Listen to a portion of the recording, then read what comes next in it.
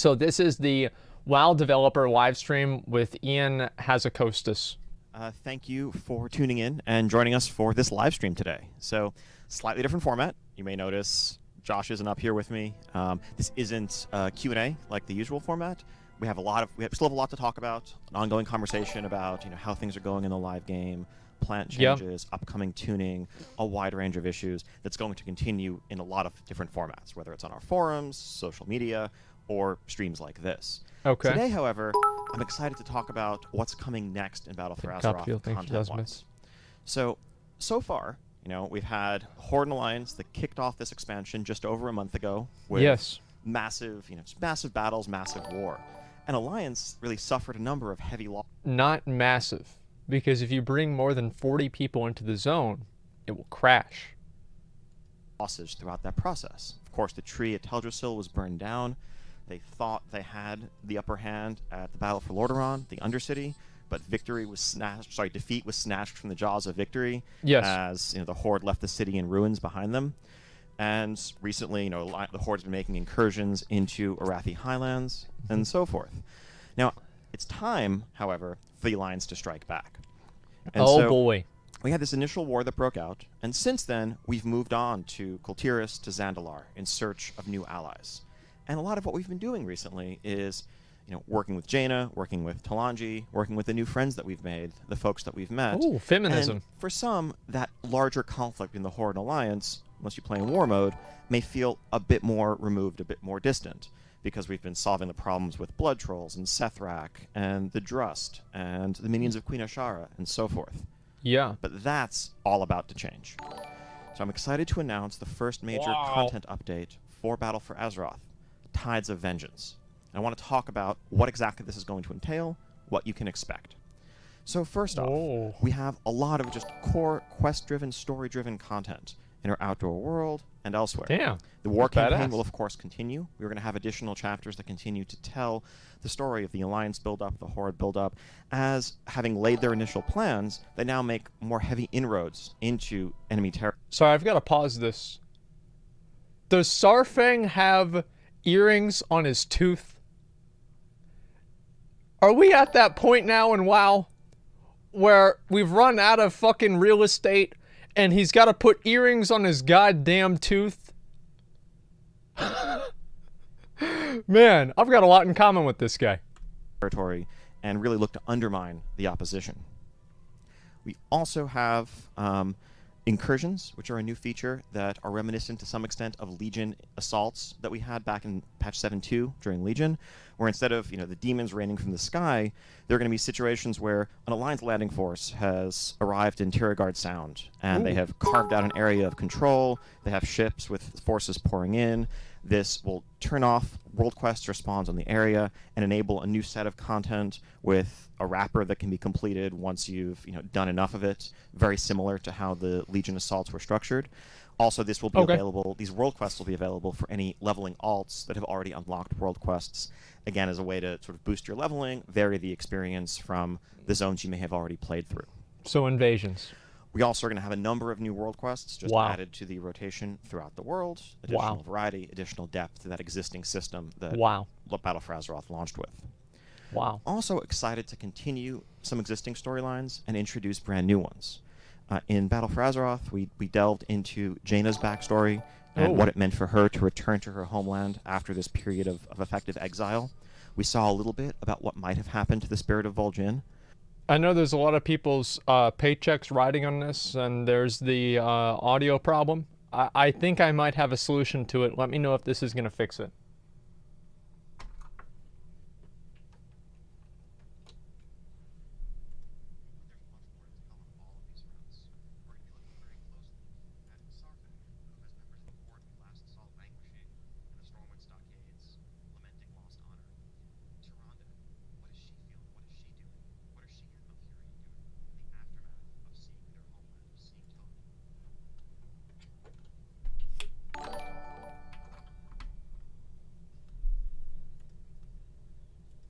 But there's much more to tell on all of these fronts.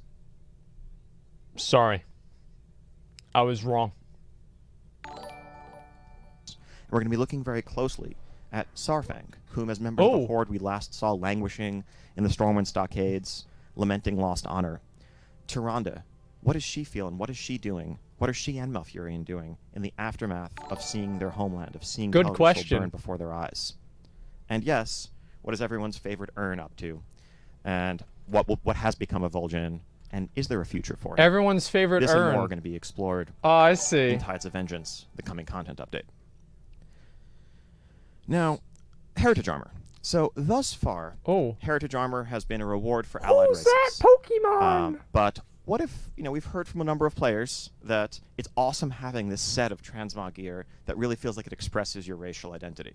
And it's amazing to see, the Void Elves, the Mag'har Orcs, and others have this suit of armor. I'm pretty sure it's Ragnaros. Well, what if some other races could get that too? Good. And wow. So we're happy to introduce a couple of quest lines in Tides of Vengeance Woo! that will allow initially dwarves and blood elves to explore their racial heritage and earn a suit of armor custom made for them that they can show off to the world. This is badass. Don't worry, there's no massive rep grind or anything behind this. This is just if you are a max level character and you are exalted with your own capital city, which is a relatively easily attainable rep. So if you're a dwarf, you're exalted with Ironforge. Or even you add can it just in. log in, jump right into this quest line, and delve into a bit of your history and earn this reward. Well, I guess that's okay. Yeah, we're just doing these first two races for now, but this is something we look to continue to build on, just as we are with allied races, because I think racial identity is a really important aspect of World of Warcraft, and anything we can do to strengthen the connection that people feel with their characters is something we're excited about. Alt-right community. There are amazing stories to explore. Like on the Blood Elf side, for example, the massive dead scar that runs up and down the land towards Silvermoon. Not many players may know that that was actually the result of a Scourge invasion led by the Lich King himself. But we'll be able to delve back into those events, relive a bit of that story as Blood Elves come to understand how they ended up where they are and what it means. That's cool. I like that. We also have a new Warfront. So as I mentioned, the Alliance suffered some heavy blows in the initial events of Battle for Azeroth, but now it's time for them to strike back. And so this is actually going to be the Night Elven forces and the Alliance as a whole looking to retake Darkshore, looking to reestablish a foothold in Kalimdor, within striking distance of Orgrimmar, looking to reclaim their ancestral homelands. Now, this Warfront is going to really be very heavily themed around Night Elves versus Forsaken. Makes sense. And so that means new structures, new upgrades, new systems. You can construct and summon large Ancients of War and ballistas and the full range of units that you would expect in the traditional Warcraft 3 style. For Night Elves and Forsaken to muster. Now, of course, there are going to be Horde and Alliance participants as well, but this is a very different look on, a very different take on the Warfront experience. And of course, given the structure, this is going to be one that Alliance starts out attacking at the very start because these lands are by default held by the Horde. So when this update comes out, the Alliance will be able to jump right into donating, going in, getting access to all of the loot that's involved in the Warfront experience. And just as we did with the Arathi Highlands, we're also going to be updating the outdoor zone of Darkshore as a max level experience. Oh, that's awesome. That will have quests and rares and, I like that. things to do for the faction in particular that controls the zone at the time. I like when I do so this. So that it means something to know that your faction controls the area, and even if you don't have the Warfront at the time, you have access to this outdoor content there. Now, Warfront's obviously a new type of a new type of feature, a new type of content that we've introduced in Battle for Azeroth. We're of course continuing to expand as well upon islands. We're going to have 2 new islands coming in Battle for Azeroth in Tides of Vengeance. So first, Jarendal is a Vrykul-themed island full of looming ancient Vrykul ruins and mysteries to explore, as well as Havenwood, which is a gloomy, abandoned Gilnean city that looms and towers over this island, giving it a gothic vibe, a bit more civilized than a lot of the islands that we've come across so far. And players will jump in, explore it, in search of Azerite, of course. What about the gameplay? Now, as we look at the island system as a whole, we're not just adding 2 new islands. We're also learning from a lot of the feedback that we've gotten in the last month since the game has gone live. This is about me. And our own experiences playing the game and continuing to improve the underlying system. I think an area that's a major focus for the team is adding significantly more variety, adding new events, new exciting things that you can come across that more meaningfully deliver on the idea that each experience is going to be different from the last. So look for things like holdouts that you can trigger, or Azerite extraction Azurite extractors that you might set up and defend on behalf of your faction that give you a slow trickle of Azurite while you control them. But then you have Ooh, to I worry like about that. the enemy forces recapturing them and Yeah, shifting them over to their side. that's a really while good you're idea. away, I like that. making the island a bit more dynamic rather than giving you a Okay. sense that, okay, you've cleared out this area. There's Yeah, no that's reason to good. come back. Now, underlying all of this, we're looking at the broader systems, and that means both rewards, but also the way the islands are spawned in general. We have some major spawning improvements coming to islands in Tides of Vengeance, where it's not just going to be... We want to move a bit away from the feeling that the islands can be uniformly blanketed with spawns by whatever enemies are currently occupying them, and a bit more of a feel that better reflects the traditional flow of World of Warcraft gameplay, where there are more tightly clustered hubs that are more likely to have rares and treasures and things to do there, and more gaps, more navigability of the island as a whole between those hubs. So more clustering, and I think in our internal playtests thus far, that probably is a this good has made idea. an immediate improvement on the overall feel. Yeah. We're looking forward to letting people jump in on the public test realm and check this out. So you don't have like mobs chasing Now, you everywhere. aside from new stuff, we also have traditional mainstays of WoW content. And so Tides of Vengeance is also going to be bringing a new large raid zone to World of Warcraft. Now, this is quite different from any raid we've done before. Really, historically, the raid is Siege of Zuldazar. Name, not necessarily final, but location, definitely final. Historically in World of Warcraft, the way the big bad villain is expressed is often as a raid boss, right? Whether it's Burning Crusade facing Illidan in the Black Temple, or Wrath of the Lich King, you eventually ascend Icecrown Citadel and you fight the Lich King himself. That's the ultimate expression of combat against a foe. True. Well, here, if the foe is the opposite faction, many players have rightly noticed, hey, we've been spending a lot of time fighting the forces of Gahun. What about the Alliance? What about the Horde? Well, that's all about to change, because the enemy in this raid is the opposite faction. And what that means is a bit of a unique take on what a raid can be in World of Warcraft. We actually have two completely separate experiences, whether you're Alliance or whether you're Horde. It's like Siege of Borealis. So the story here, some slight spoilers, but this will all be data mined soon enough. So one of the big things that the Alliance war campaign, the war effort, is building towards is this strike, a first strike, a preemptive attack on the Zandalari fleet, on the city of Zuldazar, to cripple the new Horde Alliance and make sure that the Alliance maintains the upper hand.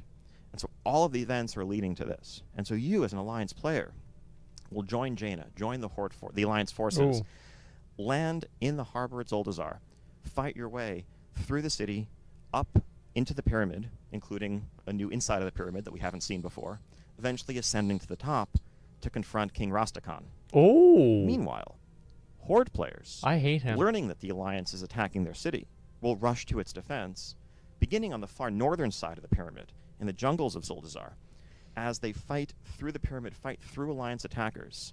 And for them, the events around Rastakhan are actually just a midway point.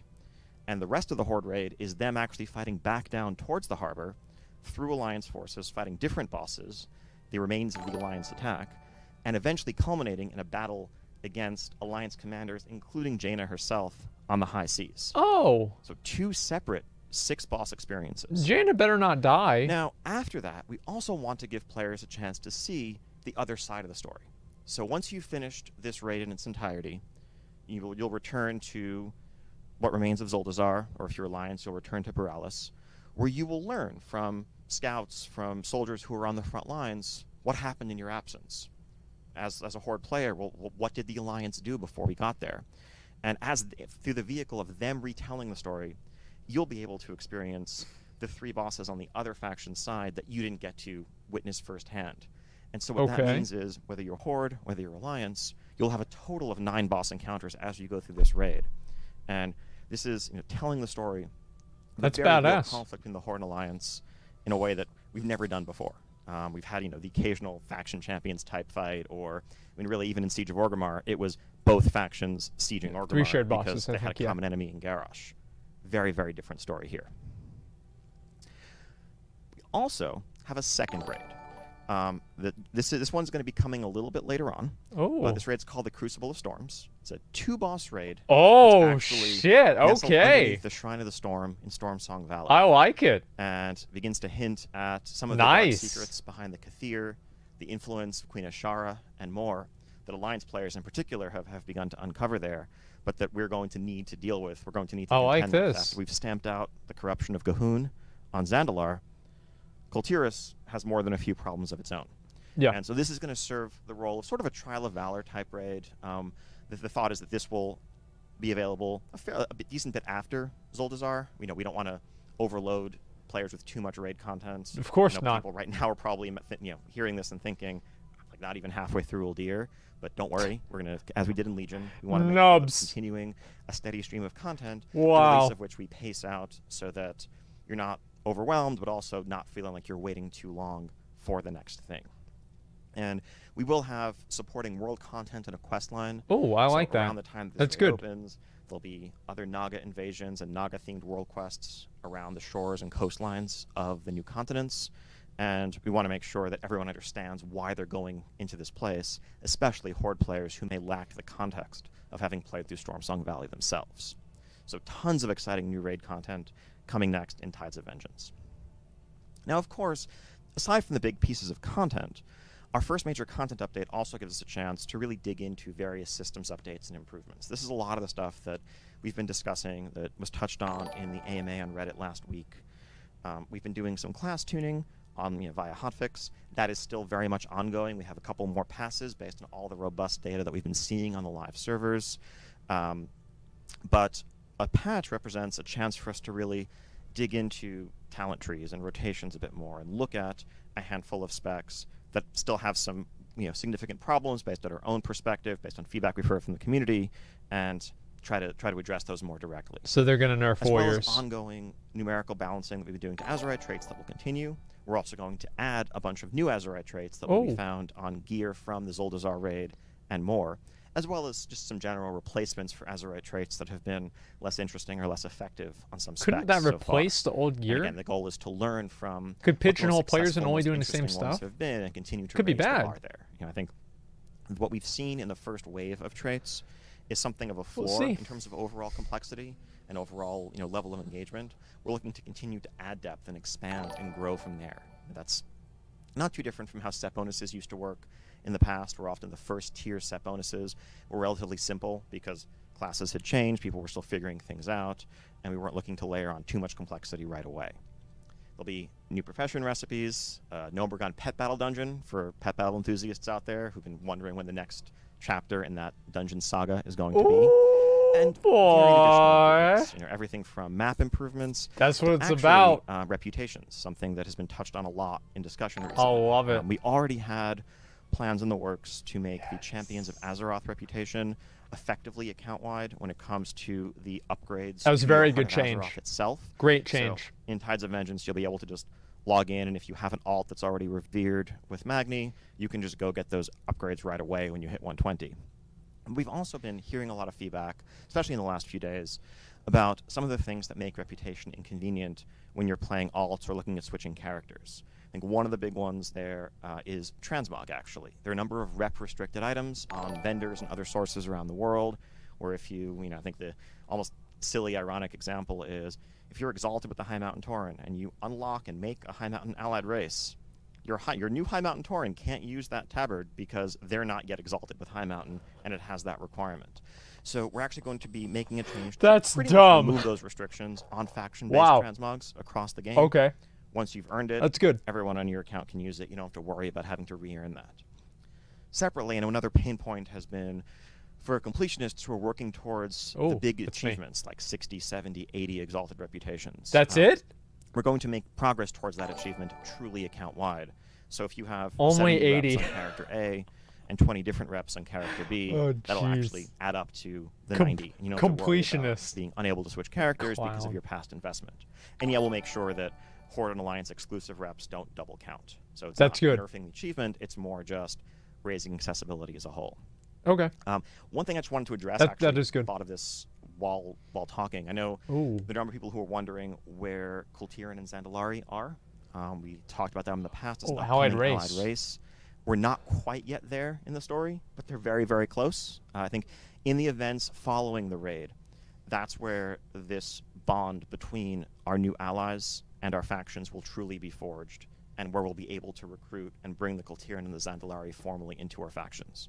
Okay. And no, if you're worrying or wondering about this, you're not going to have to rep up with some new faction. If you are, exalted with the Proudmoore Admiralty or Zandalari Empire, and you've done the war campaign, that's enough. You've played through the story, you've earned their alliance, they will come join your faction. But that's not going to happen until after the raid. So that's a requirement. Okay, so, got it. When is this coming? The goal is, fingers crossed, this Tides of Vengeance update we want to have on the public test realm by the end of the week. It's a Twitch Prime elemental. There'll be data mining out there, people jumping onto the servers as soon as they go up, and there's a lot more that I didn't even begin to touch on. There's a lot of tiny changes, a lot of new art assets, things that you'll be seeing soon, but we're incredibly excited to share this with you. And again, just to recap, we have a new Warfront, 2 new raids, 2 new islands, island improvements, heritage armor for non-allied races, that's good, broader systems improvements, and more. Can't wait to see you on the public test realm. Can't wait for everyone to jump on and check it out. Again, thank you for tuning in, and we have a whole lot more to discuss in the future when it comes to Battle for Azeroth as a whole, but when it comes to the story, when it comes to the content in the game, we have we're viewing the Legion patch plan as our template, and that's what we want to carry forward. We always want to make sure the world is evolving, the story is evolving, the things you have to do in the game are evolving, and that the content is well-paced. Okay. Thank you for tuning in, and I'll see you all later. He didn't say peace. That's too bad. So, like, I guess this was fine. I mean, like, everything seems good about this. There's nothing... I genuinely like Ian and the transparency of the dev team. Yeah. Great to see a new chunk already for BFA. That seems awesome. Thank you for the small update. Okay, that's good. Probably the biggest and best announcement for me is reputation achievement is going to account wide. Jesus, I freaked out. Finally. Oh, he's got a... Nah, okay, he's got a shadow tag. Okay, yeah, I got it. Although there's been a lot of criticism for BFA at the moment, I've really enjoyed it so far. I'm really hyped for 8.1. Yeah, I think a lot of people are. I mean, the thing is, people just want new content. They always want new content. The issue is that people go through the content too fucking fast, and Blizzard can't make it fast enough. If Blizzard made a new expansion every week, people would be happy because they'd never run out of shit to do. But the issue is that right now, because the barrier to entry with so much content is so low, they're just going to run out of time, and they're just going to finish basically everything really, really fast, and then they run out of content in 2 weeks. That's what happens. Sponsored comments? Oh, these aren't sponsored comments. Let's see. Let's find one that's not sponsored.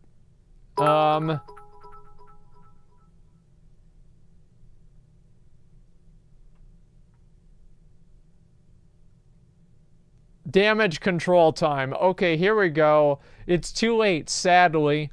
Yeah, there we go. There's somebody who's pissed off. Where's another one? There's got to be somebody else who's mad. Please fix Prot Warriors. I'm going to give this guy a thumbs up. Let's see. Hype is real. Oh, yeah. Like, so, I mean, obviously, like, it could be better, but I'm happy with what they're saying. Like, I really like that they're already adding 2 more raids. I think that's awesome. And I'd like to see more raids added into the game in general. I think raiding is really important. But that's about it. Watch the Healverse Babyface